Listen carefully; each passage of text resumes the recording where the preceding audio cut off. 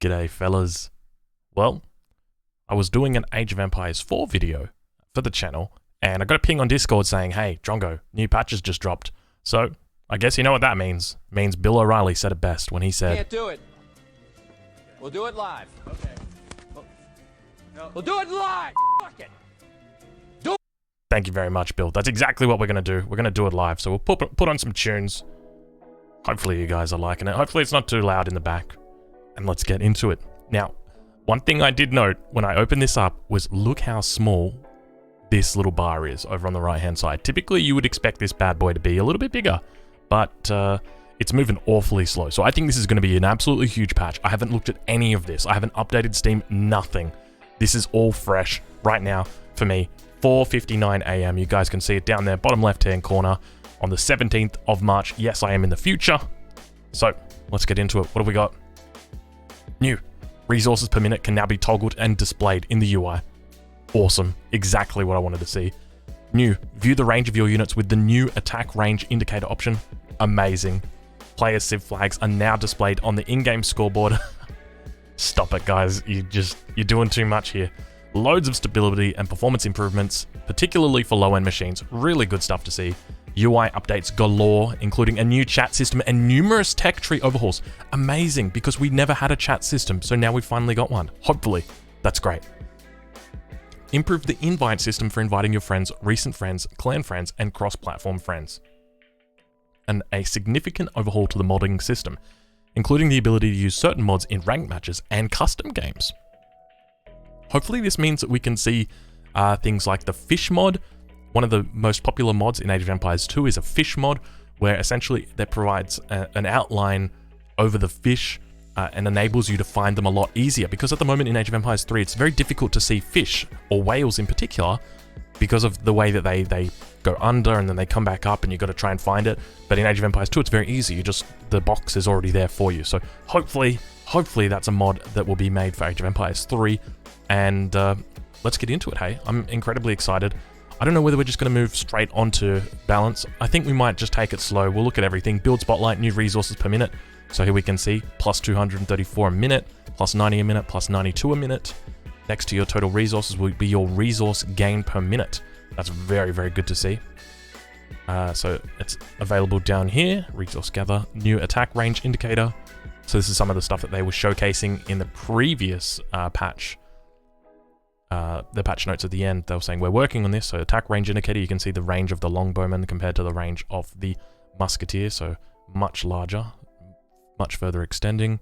So really good to see. And it's down here. Player civilization flags, really, really good stuff. You're not going to have to press F7 and get your flags up or hit this little button in the top right hand corner anymore. So that's great. That's really good. So game animation calculations. So they've improved the experience for animation calculations, minor adjustments to the appearance of water and GPU performance, improvements on low-end hardware. Okay, other game stability options. I'm just going to assume that there's a whole bunch of good stability stuff. They've fixed some achievement stuff, graphics, good stuff, audio. I've got absolutely no idea what's going on here, but I'm just assuming that they're generally making things better. Added 40 new profile images to the weekly profile rotation. Here's a sample. Oh, I don't know how I feel about these three. I'm sure you guys can imagine how I feel about this. This is, in where you've got tiers, this is clearly, I feel like this might be a contender for the first S+ tier. How can you possibly go, I don't even know what animal this is. Is it a capybara? Is it a tapir? And it's a purple one? And it's like angelic as well? Like, how can you up this? I feel like once you pick this avatar, you can't pick any subsequent avatar because you're never going to be able to one-up this. All right. So this is UI. So there's just a whole bunch of UI changes. A lot of stuff for Bombard Brawl. I'm not going to really look at them because they're all quite specific.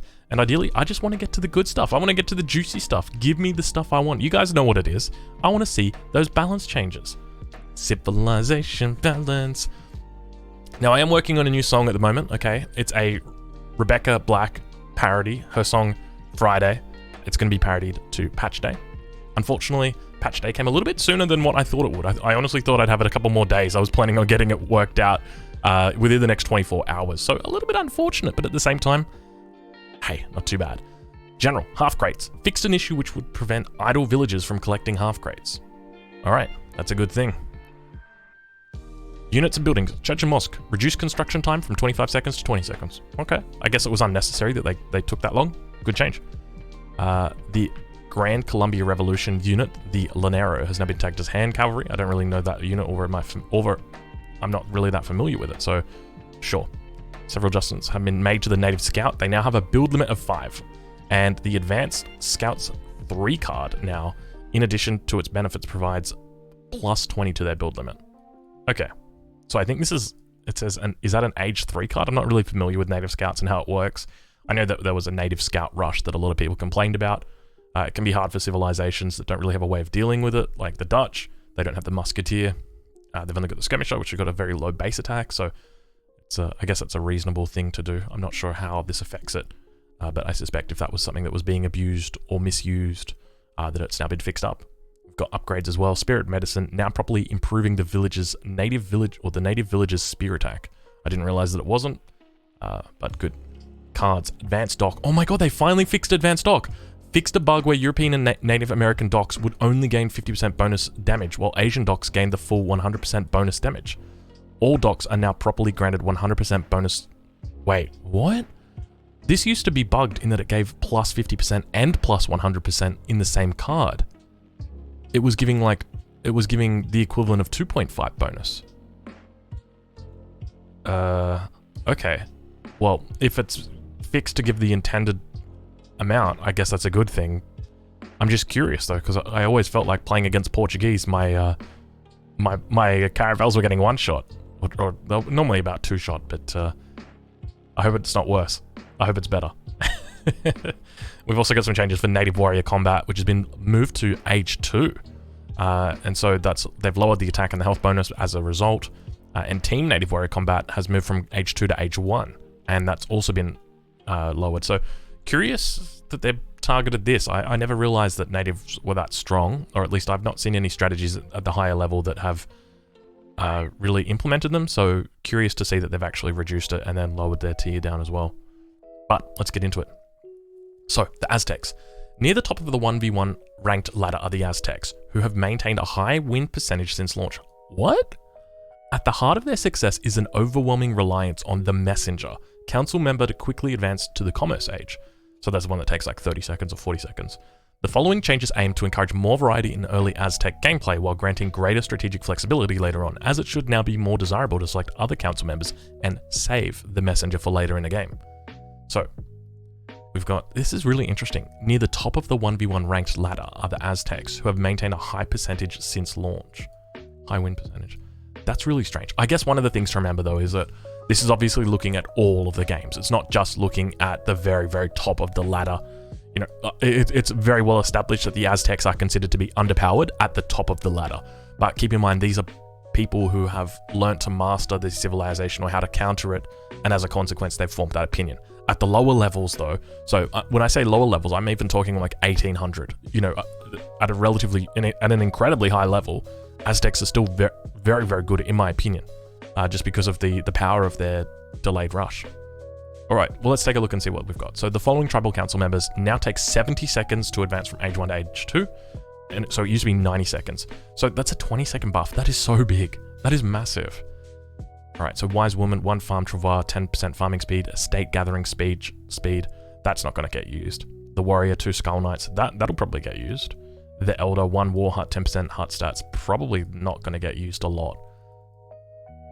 Compared to like the 2 War Huts that the Inca get, I don't think, like, I guess it's reasonable, but I can't imagine a situation where you're going to be taking this over the 2 Skull Knights. Especially if you get a big wood treasure in Age 1, you can probably like age up, put down a forward War Hut, still get like a relatively good age up time with this, like maybe 4 minutes 20, and then get your 2 Skull Knights in your opponent's base, killing their stuff. That's so much siege. And then we've got the Chief, which provides the 20% War Chief health, and their special area, a damage attack. So I really do think it's just going to be the Warrior. I don't think any of these other ones are really that viable. But let's have a look what else they've done.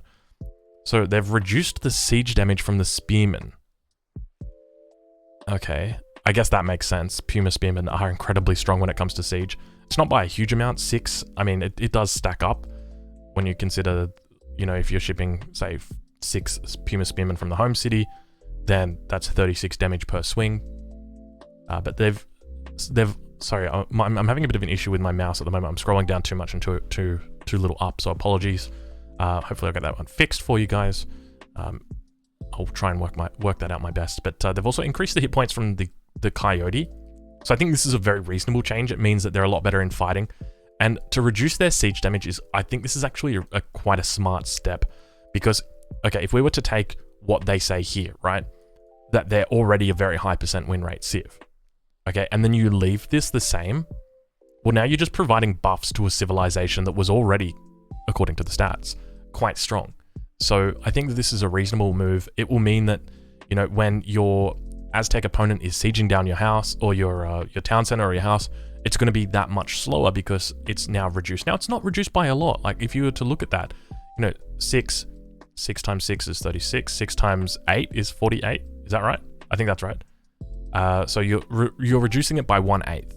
It's not a massive amount. It's still incredibly formidable for that price that you pay for the Puma. Geez, that was some good alliteration. Price you pay for the Puma. All right. So cards. They've reduced the cost of all H3 temple cards from 1,000 coin to 500 coin and reduced the number of units granted by each. Oh my. Okay, that is so smart. This is. Okay, so you want to send these cards from the home city, right? Because they provide you upgrades, like the Eagle Runner Knight card, very important. It provides +4 range to your Eagle Runners. But it's so expensive, 1,000 coin. You're like, well, I'm going to have to save up this 1,000 coin and send it. And like the Coyote Runners as well, I think it provides +20% HP. And the Slingers, it also provides HP and extra range, so it's like a combination of the two. And so you need these. You really badly need these, but they're so expensive. And to save up that 1,000 coin, let alone for the second or the third ones, it's really expensive. So the fact that they've only reduced these down to 500 is incredible. That's great. And the numbers even aren't that bad. Like, they're still significant, but 12 Slingers isn't bad. Like, this is still a pretty good deal. Really, really good to see. And Religious Unity now reduces the cost of these shipments to 200 coin each, down from 750 coin. No one's ever going to use that card, ever. No point. Just a waste. Several adjustments have also been made to the H4 temple cards. So the Great Temple of Quatus. I'm not going to try. Now let's try it. Quat? That's Quat? Quetzalcoatl. Quetzalcoatl. Quetzalcoatl. Now grants 15% attack and hit points rather than 25% attack and hit points. And the Skull Knight one increases the speed of Skull Knights by +0. Oh, so now also increases. So I think it increased the area of effect damage. Man, these are so many good buffs, bro. Holy crap, man. Skull Knights are going to be insane in the late game because they just used to get picked off. This means like this is a really good thing targeted at Treaty, especially. That's great. Additional card changes. So Smoking Mirror reduced the speed bonus of the War Chief from 35 to 25. Good, because he was an absolute machine. Just, I love watching like Aztec players just keep respawning him out of the town center and he just comes out like firing his guns. He's like, brrr. That's good. That's good. All right. And then Great Chinampa has been moved to H4 and they've also increased the gathering rate from farms and estates from 15 to 20%. This is a really good change. Age 3 for the Aztec feels really difficult to try and fit all those cards in. You've got this card that you want to fit in. You've got your upgrade cards here from the temple, but then you've also got the 3 knight cards that you want to fit in. Those are like the 15% attack, 15% HP, and then the double, the combat one. So that's a great change. It just takes one card out and lets you put it in H4. So Aztec Mining, in addition to its normal benefits, this card now converts the wood cost of the Slinger and Coyote Runner to coin. Interesting. So I think this is also targeted at Treaty, potentially. So hold on, let's see. While this change to Aztec is largely aimed at making these units trainable in Treaty, exactly. Once all trees have been exhausted, it should also make this card, which is a powerful mining upgrade in and of itself.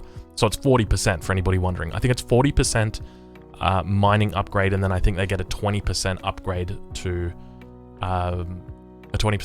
to the yield. But we can double check that. We'll be paying close attention to its impact on the change of supremacy matches, and we'll be making additional adjustments as necessary. Aztec are looking good, man. Aztec are looking really good now. So now you've got this improved Coyote Runner, which means that in matchups, as an example, it's not going to get one shot by a set number of units. That means that there's one extra unit. So it's just those tiny little things, and because it's alive for 1 second longer, it gets one more hit in, and because it got one more hit in, one more unit dies, and all these things build up. And then like once you do eventually or inevitably reach age 3, then you're going to be able to ship your support cards in as well. This is great. Not to mention that this is actually this is a pretty good card now, isn't it? Right? Like that's 8 villages for 500 coin, and I think you get 10% on everything. So this card used to be really bad because you're paying 1,000 coin for 10 villages, but now you're paying 500 coin for 8 villages. So it's not 10 coin for 5 villages. It's, yeah, I don't know. I might have to have a look into that one and work that one out. All right, let's move on to the British. British. This is like, it's one change. Okay. So the British. Imperial Longbowman now grants Longbowman plus 0.25 versus heavy infantry for a total of 1.5. Okay, that's interesting, because the Longbowmen, one of the things that you notice with the Longbowmen as the game goes on is that they just don't do very well against heavy infantry. Like Ashigaru, Karolians kind of destroy them, to be honest. Unless you're in like those really big numbers where you've got like 70 to 100 longbows in those really late game fights, normally team games, then it's okay, but other than that, it's quite difficult. So I think that's a very reasonable change for the British. Obviously, this is something targeted towards treaty, and it's great to see that they're kind of limiting this as well. Like they didn't give this to the veteran upgrade, they didn't give it to a card, they gave it to the Imperial Longbowman. And I love to see this because typically within design, one of the things that you see is a consistency among upgrades.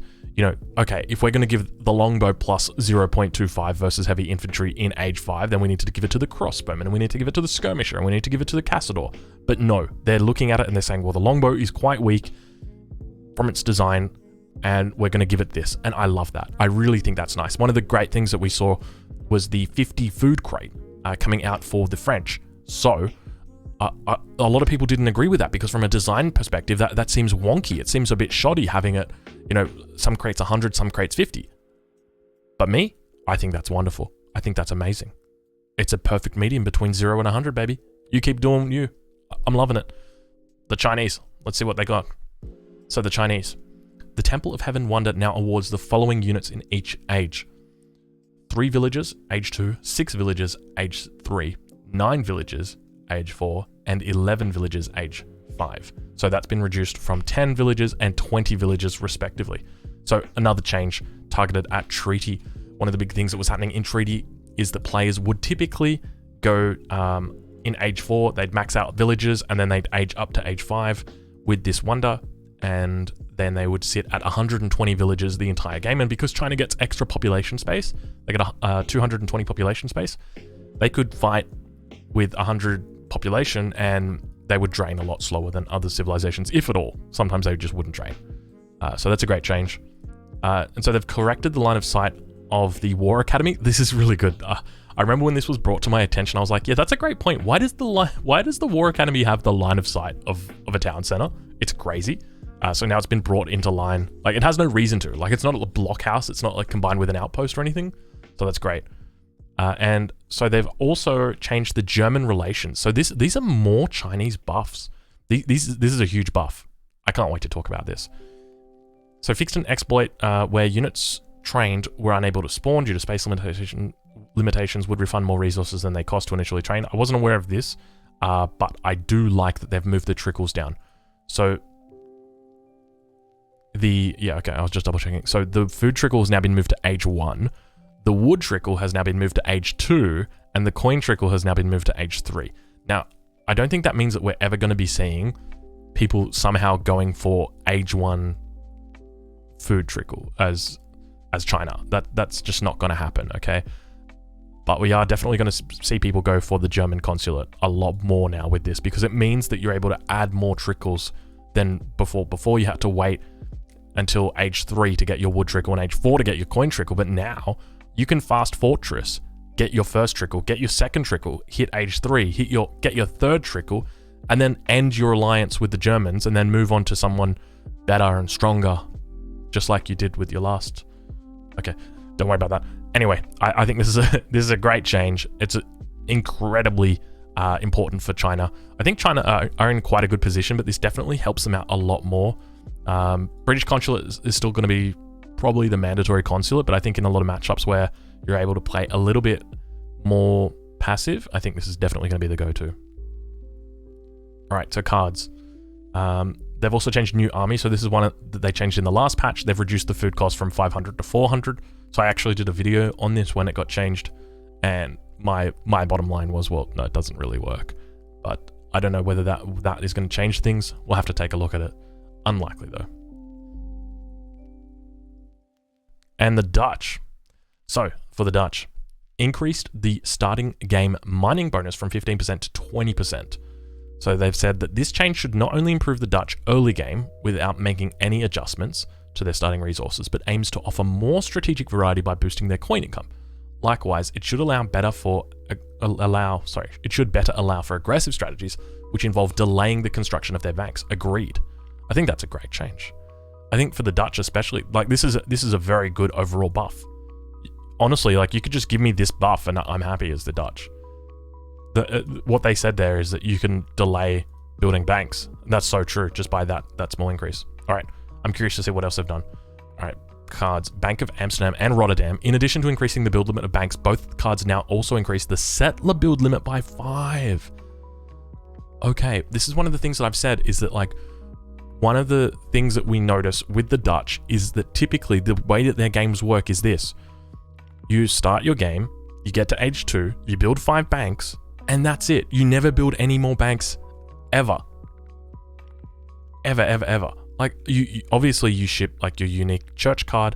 It's very rare that people actually take coffee trade though, because the reduction that it gives to your military speed is often too big to overcome. So people don't go and build those extra 2 banks. So I suspect that now we're probably going to see people start to add at least one, if not both of these cards back into their decks. Keep in mind, as Dutch, you do want to have town militia or colonial militia. So that is going to be taking up a slot. But I suspect that we're probably going to be seeing at least one of these. And it means that people are going to be able to send these and not feel limited by them, because typically people did feel limited by it because sure, you're sending something, but you're not really gaining anything. Like the ability to make an extra bank, great. Well, you know, it's not a huge thing, but now at least you're getting that extra 5 settlers. Extra 5 settler build limit. So I think that's a great change. And they've also changed military reforms to now be an age 1 card. Okay. The change to military reforms should make it easier to include in supremacy decks, allowing for more strategic build around the Dutch Royal Guard. I don't even know how to say that. They just used to be the Nassau Halberdier. Stadwatch? Is that it? Stadswatch? Or early halberdiers unlocked via the logistician. True. Oh, that's a good point. The early halberdiers unlocked via the logistician. If that's in age 1, imagine if you get this and military drummer from the advanced arsenal in age 1 on your halberdiers, and you're running around with like, what is it, 5.2 movement speed halberdiers? That'd be pretty cool. That wouldn't be too bad at all. Okay, interesting changes. I don't know if we're actually going to start to see military reforms used in Supremacy. I feel like Dutch are, especially in the early game, I don't know.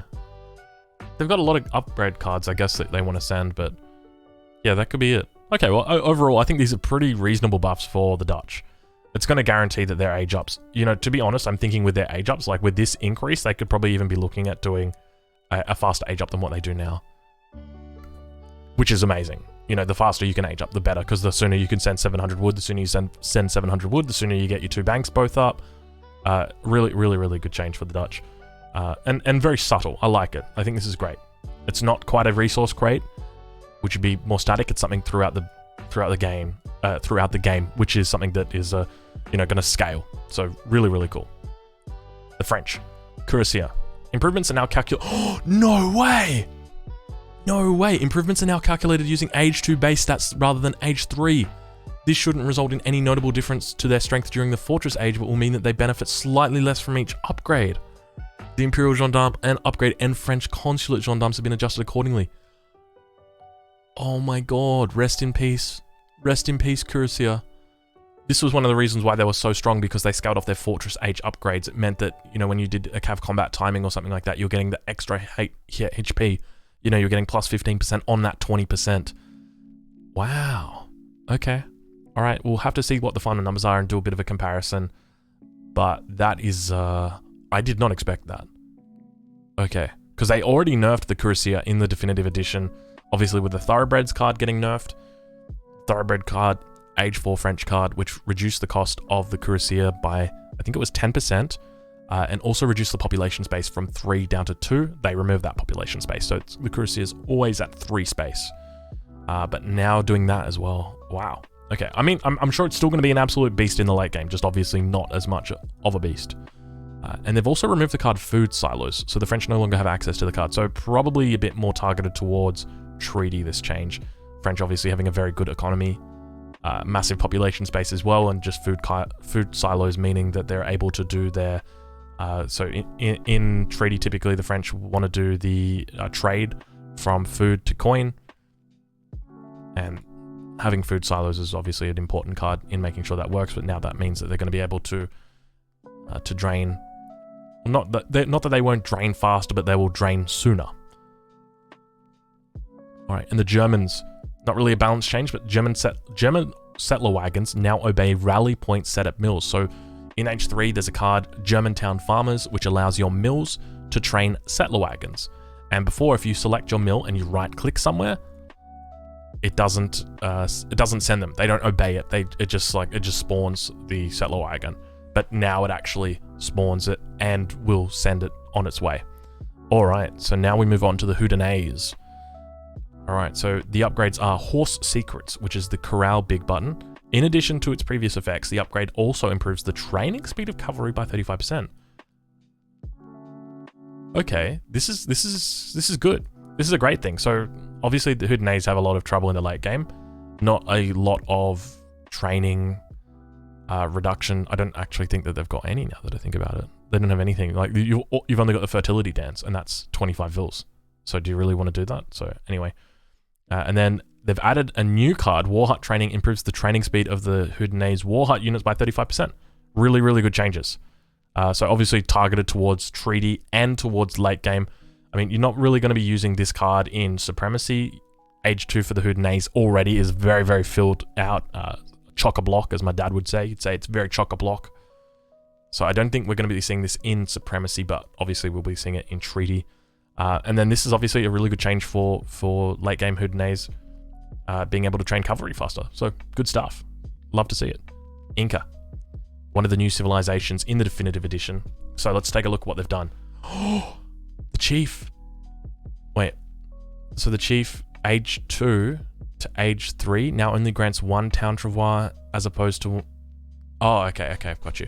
Okay, so previously when going from Age 2 to Age 3, the Chief would provide a town travois and a builder travois. God, that's crazy to think that that's what it used to provide. That's insane. That's so much value. That's literally 750 resources. Wow. Now it only grants 1 town travois. Okay, good. So the warrior Age 3 to Age 4 now grants 8 Harakas as opposed to 8 Bolus warriors. Okay, that's a good, because 8 Bolus warriors always felt so underwhelming, but 8 Harakas definitely is going to feel a lot better. And the Wise Woman, Age 1 to Age 2 now grants 3 priestesses as opposed to 2 villagers and 5 llamas. Interesting. I don't know whether that's a buff or a nerf. I know that priestesses are definitely underused in the current meta, I would say. I don't know if they're underused necessarily in Age 2. So I'm not sure if we're going to start seeing that picked up more, but I mean, the most common thing that you're going to be seeing is people going for the Chief in from Age 1 to Age 2. So I don't know how much that's actually going to really change things.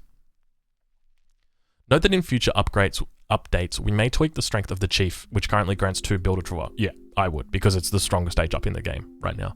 However, this would likely be accompanied by other changes that ensure the overall early game strength of the civilization is maintained. Chimera Runner, reduced speed from 6.5 to 6.25. Yes, thank God. Oh my God. Bolus Warrior increased the speed from 4 to 4.25. Cool. Kalanka now also supports 10 population similar to a house. That's a really good change.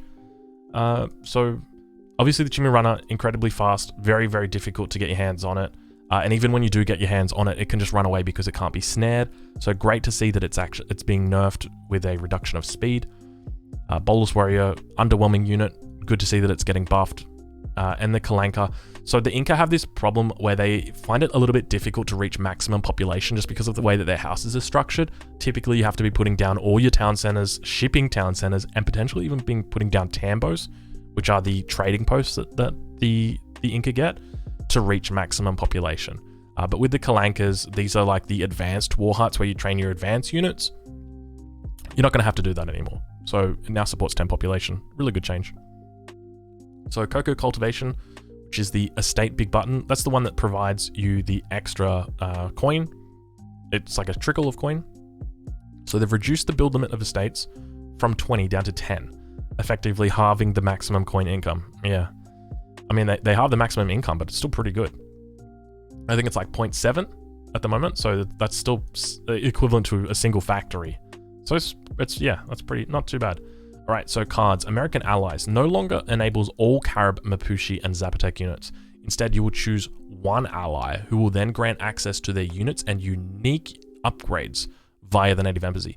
That's interesting. You actually get their unique upgrades as well. Oh, that's pretty cool. I wonder, I don't know enough about the Zapotec and the Mapuche, but I know with the Caribs, like they're mainly focused at like killing villages, I think it is. I'd have to double check, but I'm pretty sure it's like gives archers a 2x bonus against villagers, something silly like that. Or maybe it's allows the explorer to train like up to 12 Caribs. I remember I used to always use that because back in the day when you're like a little noob and you're just starting out in Age of Empires, I don't know if it was just me. I feel like probably everybody did this, but Caribbean, you go on your island, I'll go on my island, and I'll just play against the AI on, I don't know what it was back then, like easy difficulty, medium difficulty, and I'd always get like the Caribs and be like, yeah, let's do this. Okay, let's move on to the next one. Armed Fisherman. So now correctly grants ranged attack to fishing boats. Probably something underused. I can't imagine this being used overly competitively. Chiribaya Dogs. Fixed a bug which prevented the attack of the Peruvian dog from being increased. Good to see that that's being fixed up. I do believe that these dogs might actually be sleeper overpowered. I remember Sid the Squid. So Sid is a pretty active member in my Discord, as well as an active YouTuber. He's got a YouTube channel. And he reckons these things are amazing.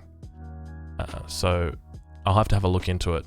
And then also the Tupac Rebellion. So updated the tooltip and behavior to clarify which units transform into what. That's great. Obviously, if you do know what all the units are, then good on you. But if you don't, it's probably a good idea to get that explained to you. So yeah. And then infinite two priestesses to one infinite priestess. Okay, so they're obviously nerfing this because this was a very common strategy people would do. They would send this card in Age 1. Really, really strong. 2 priestesses in Age 1. It was just like you would get a Pokemon army that was huge before like 5 minutes. And sustainable agriculture, the Inca no longer have access to this card. Okay, so probably something more targeted towards treaty once again. But overall, pretty good changes. We're seeing that they are targeting the strength of the Inca, obviously more towards the late game with these two, or with this change here, or maybe the mid game, and then reducing the speed of the Chimirunner is a really good sign. Also reducing the estates, so I think this is quite reasonable, and definitely a lot of changes here that look to be targeted towards treaty. So some good stuff, and yeah, hopefully we see the Inca continue to be competitive. I'm sure that we will because of the Chimirunner and the Jungle Bowman being quite strong. So let's take a look at the Indians. So Mansabdars. So they've halved the population cost of all Mansabdar units, which now use the same population space as their ordinary counterparts. This is great. This is really good because I think, when you've got a unit that's much stronger, you're paying, I think you pay twice as much as the normal unit. You have to pay twice the population spots. It can be kind of expensive, but now you're kind of incentivized to build them because they're much stronger. They hit a lot harder. And now there's no real downside to doing it other than it's expensive. So yeah, really good change. Exalted Sepoys. Increase the attack and hit points bonus granted to Sepoy units from 50% to 60%. Wow. So once again, we see them variating. I'm not sure exactly what the word is, but moving away from this standard approach that we've seen where they only do things by a set amount, a design approach rather, that's what it's called. So I guess it's a good change and really targeting the Indian late game here, not targeting the guard upgrade, targeting the exalted upgrade. So yeah, really good stuff. Oh my gosh, Japanese are nerfed. Removed 100 food and added 100 coin to the starting Japanese resources. Okay, I need to just quickly think about this because this is a massive change. 100 food and 100 coin. So what does that open up the Japanese to do? They can do a market start. Well, we already saw them doing a market start. They were doing a market start. Nusha was doing a market start. What does that enable him to do? So he gets the coin, or so he gets the food upgrade. So it's going to reduce the speed that they age up. I mean, if you could probably just get a market. If you get a coin treasure in age 1, you could just buy the 100 food. But would you want to buy 100 food or buy 100 wood? You probably still want to buy 100 food to get to age up fast, right? I think this is a good change. It definitely targets the stronger of the strategies at the moment, which is the Torii Gate. So yeah, that's. I don't know how I feel about Japanese having extra coin though. It's obviously it's a significant nerf, but I don't think it's. Honestly, that's probably going to be enough to knock them out of a lot of the meta stuff at the moment. And it looks like they'll probably go back to Torii Gates. Not to Torii Gates, to Shogo Shrine. Alright, let's have a look. Dutch relations. Added a livestock pen wagon. Age 4, 900 export. Okay, so this has got to be treaty. This can be used to create a livestock pen and obtain goats. The goats cannot be harvested by Japanese villagers, but may be tasked to shrines that have space. That have more space for animals. This addresses an issue where in team games, allies could send Japan livestock animals that they could otherwise not obtain themselves. That's a great thing. That was definitely a big thing that sort of like made Japan attractive in team games, was that you would send your allied like a couple thousand food and be like, hey, make some cows for me, thanks. All right, so also with the Spanish relations, the Garachista no longer receives a shadow improvement in the Fortress Age. Okay, I'm not sure exactly what was happening there. And we've got Bakufu. In addition to its normal benefits, Bakufu now also slightly increases the training speed of military units trained from buildings. I think this is, I'd have to double check, but I think this is like the Shogun card. I'm not too sure. I suspect that I don't see this at all in Supremacy, so it's probably a treaty upgrade. Well, that's a age 2 as well. I've got no idea then what that does. But I'm going to suspect that that's all treaty stuff. So sorry guys. I'm not too familiar with treaty, so you probably have to check in with Floco or somebody like that to get an idea on how good this is now. All right, let's take a look at the Lakota.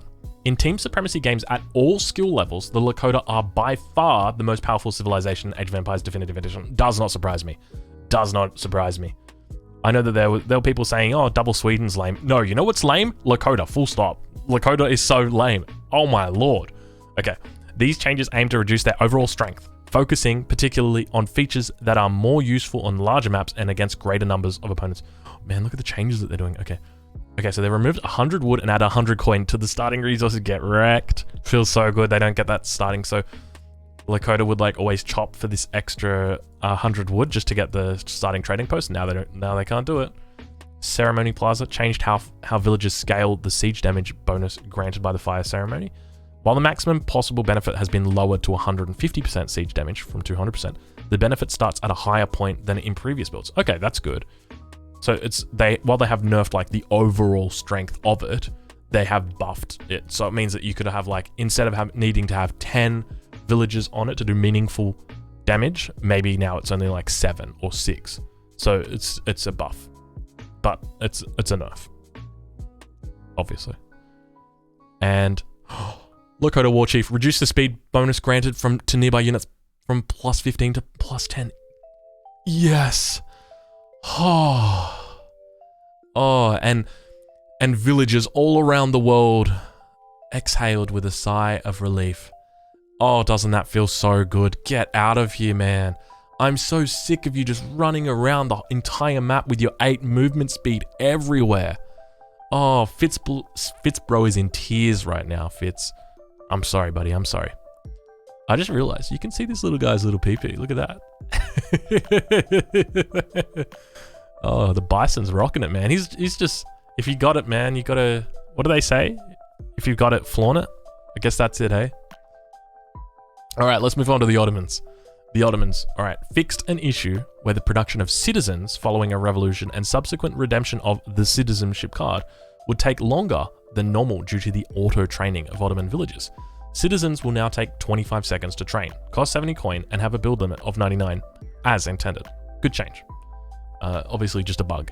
And, or not a bug, but like an unintended consequence of the way the civilization works, but it's good that that's been fixed up, because essentially what happens once you revolt with the Ottomans, you lose your ability to make, like, your TC as a civilization bonus exists to create villages for you for free, and when you revolt, you lose that. Your TC doesn't do anything anymore, so now you're losing a civilization bonus, and it feels bad.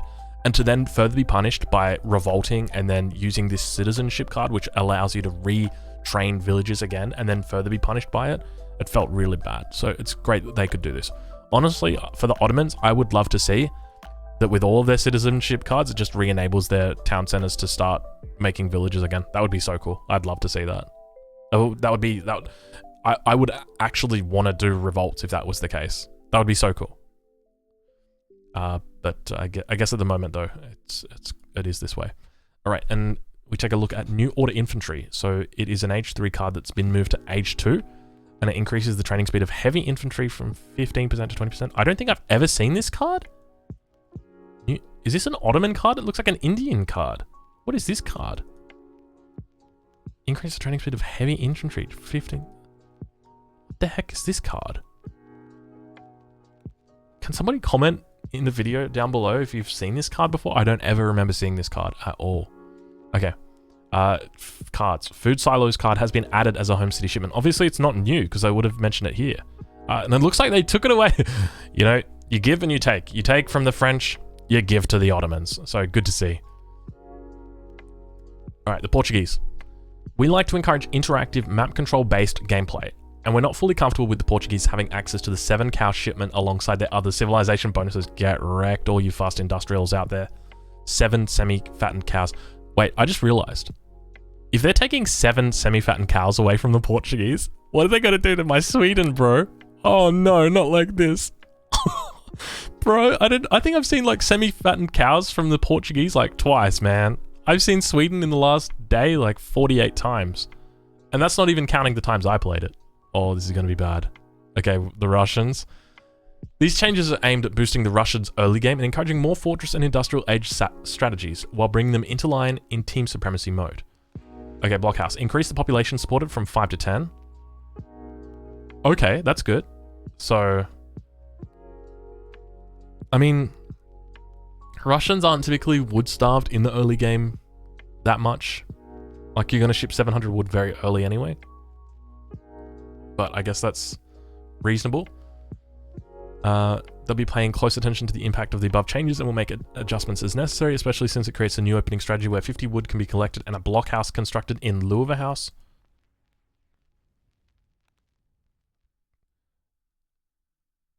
I can't see that ever working. I'm sorry.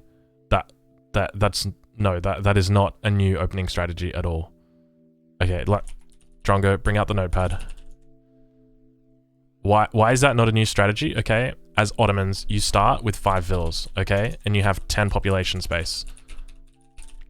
All right, so you queue your first batch of villas, you're 8 pop out of 10. Okay, to get your next one, you need to be 11 out of 10. Now, I do know that Russia can overpop. This never used to be a thing. I don't know if you can do it with villages, but I'm just going to assume that you can't do it with villages because you never used to be able to do this.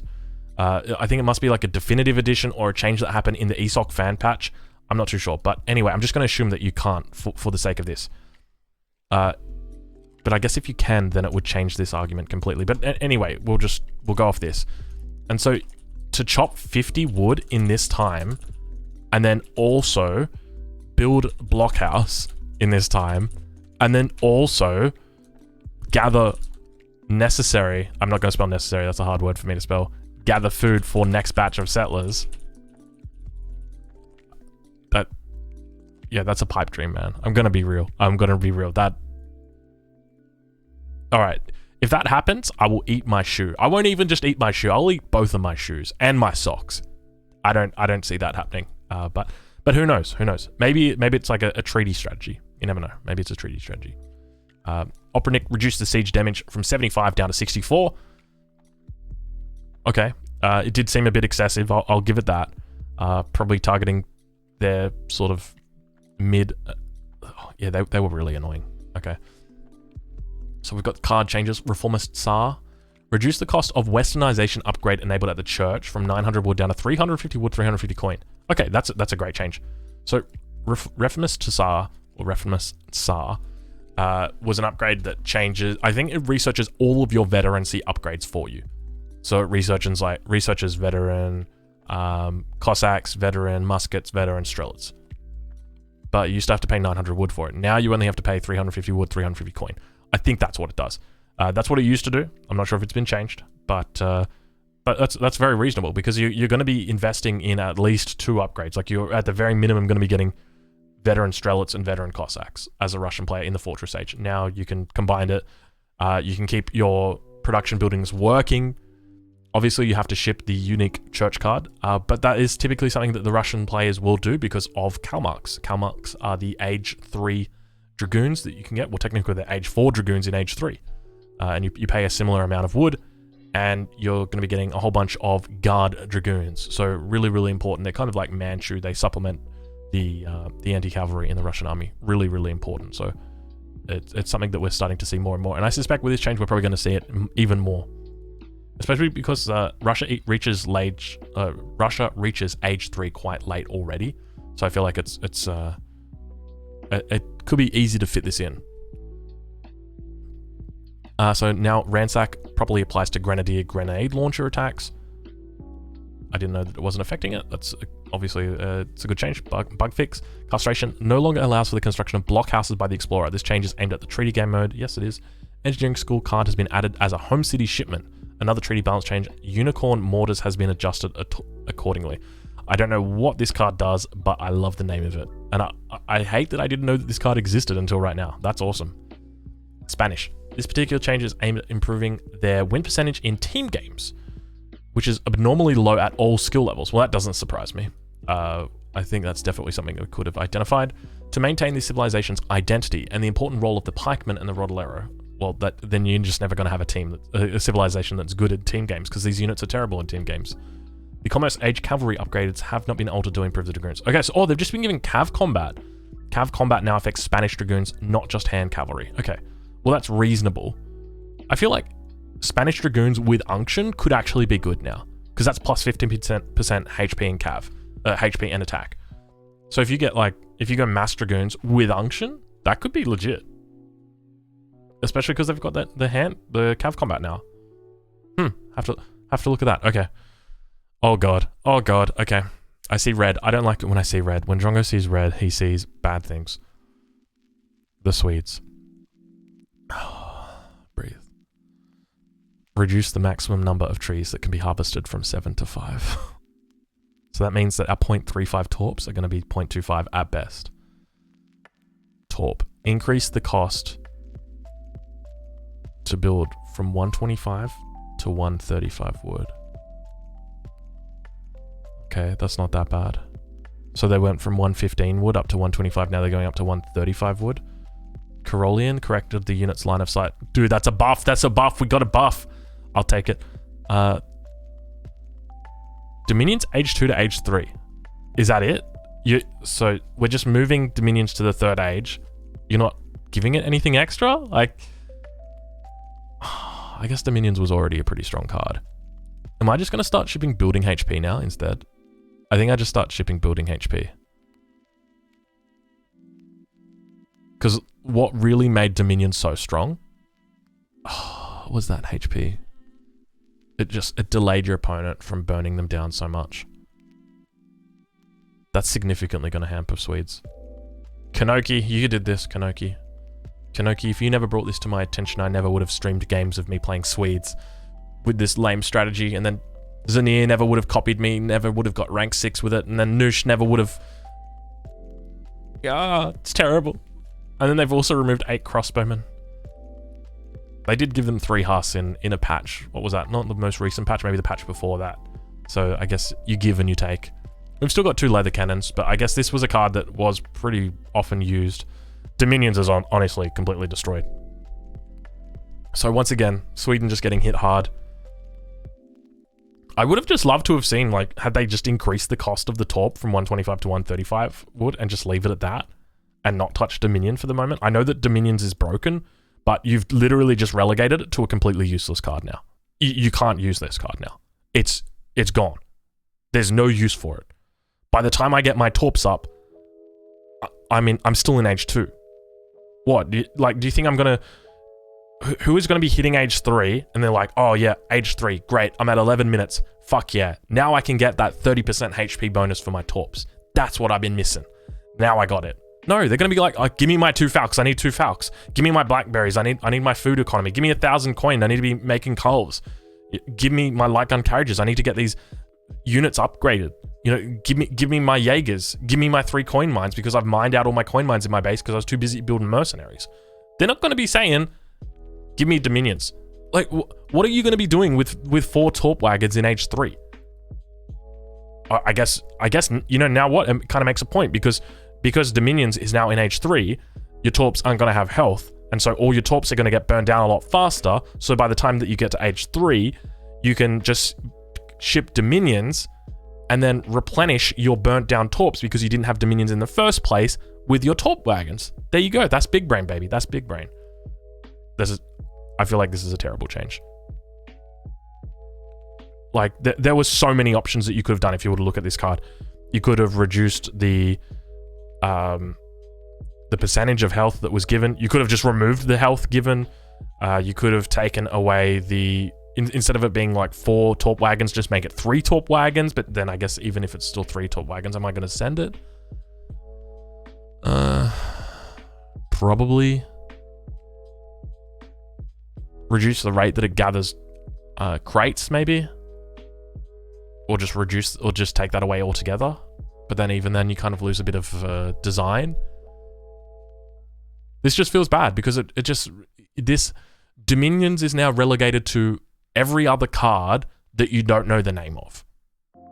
You know those cards that the Lakota have and you don't know what they do, you don't know what they are because you've never used them because they do something, you've just looked at it and you've been like get that out of here. It's like some Age 4 card that's like, your Renegados now do 12% extra damage and take half the population splice. And you're like, great, thanks, but that's in Age 4 and I'm playing the Lakota. Why do I need that card? And that's essentially what Dominions is going to be like. People are just going to look at that and be like, okay, next. Anyway, so look, there are rumors that Swedish Drongo has been killed. And it is unfortunate, but I believe those rumors may be correct.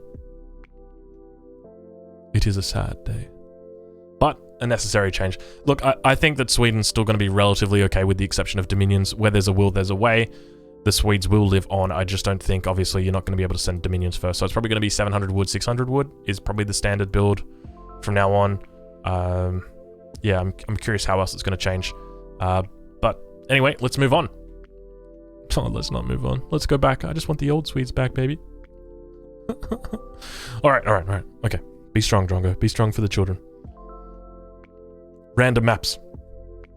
Removed Ozarks, Borneo, Himalayas, Patagonia, Yukon. You didn't remove Arctic territories, but you removed fucking Himalayas? Are you serious, man? Get the fucking... Get Arctic territories out of here. It is the worst map since Yukon. I guess Yukon was just removed. It's still a bad map. All right, added Manchuria, good. Added Malaysia, good. Added Grand Chaco, good. Added Pampa Sierra. These 2 maps here do not have trading posts. It's going to mean for civilizations that are reliant on trading posts, it's going to reduce their power. So big civilizations, big boy civilizations, typically rely on this. This is a buff for Dutch. That's who it's a buff for. This is a buff for Russia. Potentially. I don't know. It depends how you view the trade line. Russia obviously like to sit back, take Stagecoach. Not going to be possible on these 2 maps, but it's still going to be possible. But yeah, team game map set. Well, who plays team games? Remove Pampas, Silk Road, Araucania, and Parallel Rivers, and added Manchuria. Map balance. Malaysia. Fixed an issue where some players would not begin with their starting units in large multiplayer games. Yeah, that's probably something that you don't want to happen. Oh gosh, I can't help but feel terrible about that change to Sweden. Look how they massacred my boys. Oh. I need a sad song. Oh, but we're gonna get DMCA'd if we put on a sad song. Alright, I'm just gonna sing it for you boys. Let's get this off. Dun dun dun dun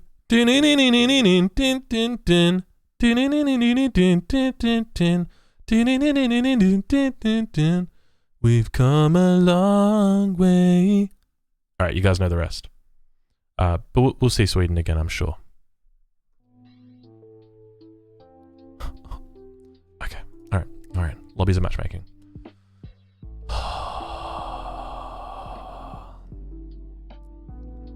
I don't even want to read it, man. I don't even want to read it.